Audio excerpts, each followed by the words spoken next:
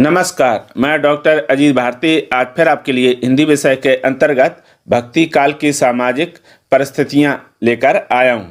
तो चलो फिर शुरू करते हैं। देखो, प्रश्न कुछ इस प्रकार से पूछा जाता है। तो दिया हुआ है कि भक्ति काल की सामाजिक परिस्थितियां लिखी हैं, ठीक है, या फिर इसी तरह से इसको अलग अलग ढंग से पूछा जा सकता है, लेकिन उसमें सामाजिक परिस्थितियां अगर लिखी हो तो आप इस आंसर को लिख सकते हैं, पढ़ सकते हैं, समझ सकते हैं। तो चलो फिर, अगर भक्ति काल की सामाजिक परिस्थितियां आती है लिखने के लिए तो आप उत्तर कैसे लिखोगे? तो सबसे पहले उत्तर लिख देना, फिर आप कॉपी में जब लिखना तो नीले पेन से ही लिखना, ठीक।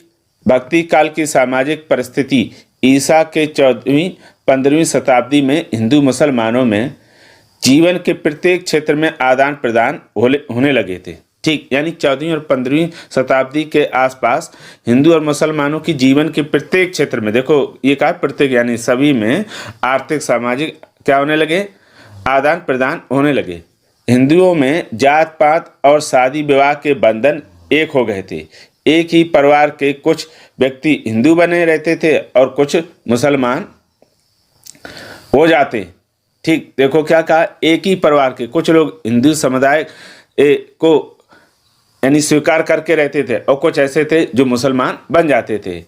उस समय तक हिंदू मुसलमानों के परस्पर विवाह के उदाहरण मिल जाते हैं। यानी उस समय हिंदुओं की लड़कियों या लड़कों की शादी मुसलमानों में हो जाती थी और मुसलमानों के लड़के और लड़कियों की शादी हिंदुओं में होती थी। कश्मीर के सुल्तान शाह मीर की लड़कियों का विवाह हिंदी सामंतों के साथ हुआ था। यानी जो कश्मीर के सुल्तान थे उन्होंने अपनी लड़कियों की शादी कहाँ की थी? हिंदुओं में, ठीक। और उसके लड़के अल्लेसर का विवाह हिंदू सेनापति की लड़की से हुआ था और उनका जो लड़का था उसका विवाह भी हिंदू के सेनापति की लड़की से हुआ था। तो इस तरह उस समय यानी हिंदू और मुसलमान में एक तरह से किसी तरह का भेदभाव नहीं था। लड़की पति का धर्म स्वीकार कर लेती थी, यानी अगर लड़की मुसलमान में गई तो वो भी मुस्लिम हो जाती थी, अगर लड़की मुसलमान से हिंदू में आई तो वो भी हिंदू हो जाती थी। लेकिन जात पात के बंधन निरंतर कठोर होते जा रहे थे। इन्हीं कारणों से जो जात पात के बंधन थे वो क्या होते जा रहे थे? कठोर होते जा रहे थे। इस कठोरता के प्रति समाज में आवाज़ें उठ रही थीं। यानी जो कठोर होता जा रहा था, कठोरता के प्रति समाज में क्या होने लगी? बातें उठने लगी, आवाज़ उठने लगी। फिर पैराग्राफ बदल कर लिखेंगे, रामानंद और उनके शिष्य कबीर खुलकर इसका विरोध कर रहे थे। यानी जो समाज में क्या कठोरता आती जा रही थी, जो रामानंद और उनके शिष्य कौन थे? कबीर, वो इन चीज़ों का खुलकर विरोध कर रहे थे। खान पान के बंधन इतने कठोर नहीं थे जितने की जात पात के 15वीं शताब्दी तक आते जाते जात पात, ऊंच नीच, खान पान तथा छुआछूत आदि के बंधन और भी अधिक कठोर हो गए थे। यानी 15वीं शताब्दी के आते आते जैसे ही निकलता जा रहा तो वैसे देखो, इन्होंने कहा खान पान में तो खास कोई भेदभाव नहीं हो रहा था, बाकी चीज़ों में जात पात, ऊंच नीच, छुआछूत, इनके क्या हो रहे थे? बंधन कठोर होते जा रहे थे। फिर आगे हम लिखेंगे कि शेर शाह ने जमींदारी की प्रथा को समाप्त कर दिया था, किंतु मुगलों ने इस प्रथा को फिर से लागू कर दिया था। या शेर शाह जो सूरी थे उन्होंने क्या किया था? जमींदारी प्रथा समाप्त कर दी थी, लेकिन मुगलों के आते आते फिर से क्या हो गई? ये प्रथा दोबारा से चालू हो गई और जहाँ पर इस तरह की प्रथा चालू हो जाती वहाँ शोषण शुरू हो जाता है। आगे, मुगल दरबार के जागीरदार और मनसबदार बड़े समृद्ध थे, उनका जीवन भोग विलास तथा ऐश्वर्य से पूर्ण था। बादशाह अपनी प्रजा के सुख दुख का हमेशा ध्यान रखता था। देखो, उस समय जो मुगल के दरबार में रहते थे जो लोग, वो कैसे थे? बहुत ही समृद्ध थे, धनी थे, उनके पास खूब धन दौलत और पैसा था और उनका जीवन कैसा था? भोग विलास में ही व्यतीत हो रहा था। बस इतना जरूर उस समय की अच्छी बात थी, जो बादशाह थे वो अपनी जनता के सुख दुख का ध्यान रखते थे। उसके पश्चात 1630 से 31 में जब गुजरात, खानदेश और दक्षिण में अकाल पड़ा तो शाहजहां ने उन प्रांतों के लगान में छूट दे दी और मुफ्त अनाज बांटा। यानी जब सन 1630 से लेकर 31 में गुजरात और वो खानदेश और दक्षिण के भागों में अकाल पड़ा तो शाहजहां ने उन प्रांतों के लगान छूट दे दी और उनको मुफ्त में अनाज भी बंटवाए। तो ऐसा सिर्फ कुछ लोगों ने किया था, सभी ने नहीं किया था। ठीक फिर मुसलमान और सामंत तलवार के बल पर इस्लाम का प्रचार कर रहे थे।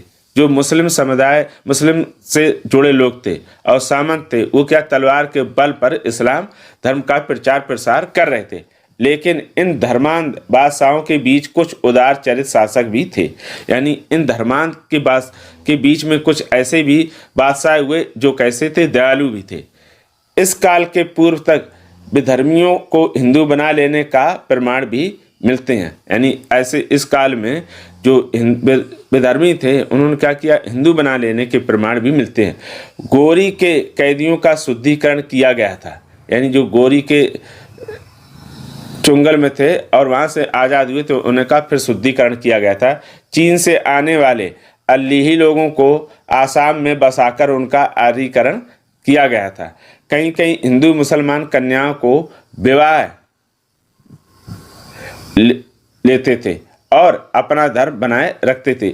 इसलिए शाहजहां को ये आदेश निकालना पड़ा कि मुस्लिम युवती को ग्रहण करने वाले हिंदू को मुसलमान होना पड़ेगा। इसी कारण हिंदुओं में जात पात की कट्टरता बढ़ी। देखो, शाहजहां ने जहाँ ये आदेश निकाल दिया, अगर कोई हिंदू व्यक्ति मुस्लिम लड़की से शादी करती है तो उसे मुसलमान बनना पड़ेगा।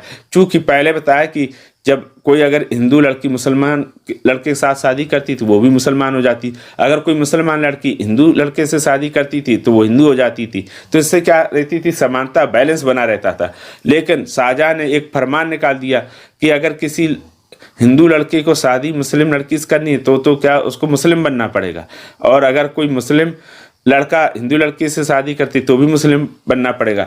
कुल मिलाकर यहाँ पर हिंदुओं को क्या हानि हो रही थी और इसीलिए जात पात क्या हो गया, बढ़ता गया। मुस्लिम अधिकारियों की विलासी आदत से बचने के लिए हिंदू समाज में पर्दे की प्रथा बढ़ी और बाल विवाह का प्रचलन हुआ। यानी मुस्लिम जो अधिकारी थे उनकी विलासी आदत के कारण किसी हिंदू लड़कियों को और महिलाओं को छेड़ने के कारण क्या हो गया, पर्दा प्रथा शुरू हो गया और साथ में बाल विवाह प्रचलन हो गया। क्योंकि हिंदू समाज क्या करता था, जल्दी अपनी लड़कियों की शादी कर देता था इन मुस्लिम अधिकारियों से बचाने के लिए। जहाँ हिंदुओं में ऊंच नीच का भेदभाव आया, वहाँ मुसलमानों में सिया सुन्नी की असमानता ने रंग दिया। यानी जहाँ हिंदुओं में भेदभाव आया वहीं मुस्लिम में भी यह सिया और सुन्नी के बीच में असमानता यानी भेदभाव शुरू हो गया था। अलाउद्दीन जैसे बादशाह में रूप लिप्सा और काम पिपासा बहुत अधिक थी। यानी अलाउद्दीन कैसा था, विलासी था और काम पिपासा का कैसा था, बहुत अधिक शौकीन था। उस समय के हिंदू प्राय गरीब थे। यानी इन अलाउद्दीन के समय जितने लगभग हिंदू कैसे थे, गरीब प्रवृत्ति के थे। उनके पास धन संचय का कोई साधन नहीं था। यानी उनके पास रुपए पैसे इकट्ठा करने के लिए उनके पास कोई साधन ही नहीं होगा, कोई ऐसी आय नहीं होगी जिससे वो अपना धन संचित कर सके। उन्हें अपना पेट भरने के लिए निरंतर संघर्ष करना पड़ता था। यानी लगातार वो अपने पेट की भूख मिटाने के लिए क्या करते थे, संघर्ष करते थे। प्रजा के रहन सहन का स्तर बहुत निम्न स्तर का था। टैक्स का पूरा भार हिंदुओं पर था। यानी अलाउद्दीन ने क्या किया, उस समय ज़्यादातर टैक्स किस पर लगा दिए, हिंदू। तो बेचारे कुछ गरीबी के कारण इसीलिए मुसलमान भी बन गए। अगर हिंदू रहना तो ज़्यादा टैक्स देना पड़ेगा। अलाउद्दीन दोआब के हिंदुओं से उपज का 50% भाग बड़ी कठोरता के साथ लिया करते थे। देखो कितना, यानी दोआब के हिंदुओं से उपज का यानी जितना भी उनके खेती में अनाज उगता था उसका आधा अलाउद्दीन क्या करता था, उन्हें टैक्स के रूप में वसूल लेता था। अगर कोई नहीं देता था तो क्या करते थे, कठोरता से यानी जबरदस्ती वसूली करना। तो इसी कारण फिर हिंदुओं में मुसलमानों के प्रति क्या हो गया, नफरत उत्पन्न हो गई। आगे भक्ति काल के समाज में हिंदुओं और मुसलमानों में जो शासक और शासित का भेदभाव था वह धीरे धीरे समाप्त होने लगा। लेकिन भक्ति काल के आते आते जो समाज में हिंदू और मुसलमान शासक और शासित का भेदभाव था वह धीरे धीरे क्या होने लगा था, समाप्त होने लगा था। उनमें एक दूसरे के प्रति उदार भावनाएं पनपने लगी थी। तत्कालीन वास्तुकला, चित्रकला, धर्म तथा काव्य के क्षेत्र में आदान प्रदान और समन्वय के पर्याप्त उदाहरण मिलते हैं। देखो भक्ति काल में कहा कि चाहे वो वास्तुकला हो, चाहे चित्रकला हो, धर्म हो या काव्य कविता के क्षेत्र में आदान प्रदान होने लगा था। यानी समन्वयों के पर्याप्त उदाहरण मिलते हैं। फिर आगे हम लिखेंगे, अब अंतिम आ गया, फिर दिया कि मुसलमानी तथा राजपूती इमारतों की निर्माण शैली एवं चित्रों में पर्याप्त समानता आ गई थी। यानी उस समय जो मुसलमान थे और राजपूती जो इमारत का निर्माण कराते थे, दोनों की शैली और चित्रों में लगभग क्या हो गया था, एक जैसे होने लगे थे। इसीलिए आपने देखे होंगे कि अकबर के मकबरा में जो बाहर की पट्टी बनी है वो हिंदू में मंदिरों या इमारतों में बनाई जाती हैं, लेकिन वहाँ अकबर के मकबरा के बाहर भी बनाया गया। इसका कहने का मतलब ये कि हिंदू भक्ति काल के समय हिंदू और मुसलमानों में उनके सामाजिक और आर्थिक आदान प्रदान शुरू हो गए थे। तो ये देखो आपके सामने हम बहुत छोटा सा भक्ति काल की सामाजिक परिस्थितियाँ लेकर आए थे, जो आपके परीक्षा की दृष्टि से किसी भी कक्षा में जहाँ पर पूछा जाता है, चाहे वो 12वीं की कक्षा हो, चाहे 10वीं की कक्षा हो, और चाहे BA की हो, MA की हो, किसी भी बोर्ड से हो, किसी भी विश्वविद्यालय से हो, उन सब के लिए कैसे हैं महत्वपूर्ण होने वाला। तो बहुत ही संक्षेप में आपके लिए सरल भाषा में लाया था।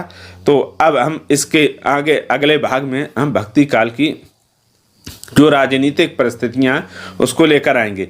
तो इस तरह से भक्ति काल की सामाजिक, आर्थिक, राजनीतिक, सांस्कृतिक सारी परिस्थितियों की हम सीरीज लेकर आए हैं, और इसके डिस्क्रिप्शन बॉक्स में उनकी लिंक आपको मिलती जाएगी, जिससे आपको बहुत आसानी से भक्ति काल के बारे में सही जानकारी मिल सके।